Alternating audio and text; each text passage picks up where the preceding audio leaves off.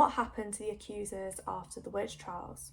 There is not a great deal known about the lives of the afflicted girls after the witch trials. Betty Paris, one of the first to be afflicted, married in 1710, had 5 children, and later died in 1760 in Concord, Massachusetts. A few others' names appear in court documents of their own in later years. Mercy Lewis for having a child out of wedlock, Mercy Short due to being excommunicated from her church for adultery, and Sarah Churchwell for engaging in premarital sex. Other afflicted girls, such as Abigail Williams and Mary Warren, appear to have disappeared from record entirely.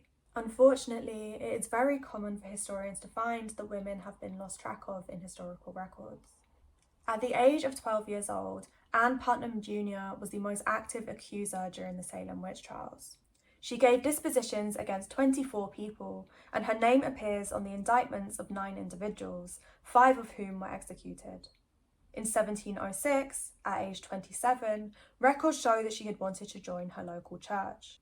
In order to do so, she was required to submit a conversion statement to the congregation. Reverend Green, the new minister of the Salem Village Church, was highly invested in helping to bridge the divides that had been left in the community following the trials, and so assisted Anne in writing her statement. In this statement, she expressed her remorse for her role in the Salem witch trials.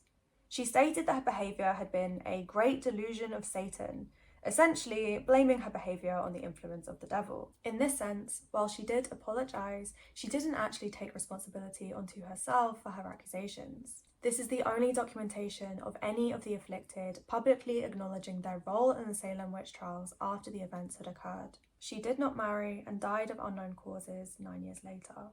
Regarding the courts themselves, only one magistrate ever came forward to apologise for their role in the trials, Judge Samuel Sewall. In 1697, the colony held a public fast and Day of Atonement for their sins that included the events of the witch trials. During this day, Sewall stood before the congregation as his minister read out his statement of apology. 12 jurors also came forward to apologise for their role in the trials. A committee was later formed in 1710 to exonerate the victims and to honour the claims for restitution from the families, survivors and loved ones affected by the events of the Salem witch trials.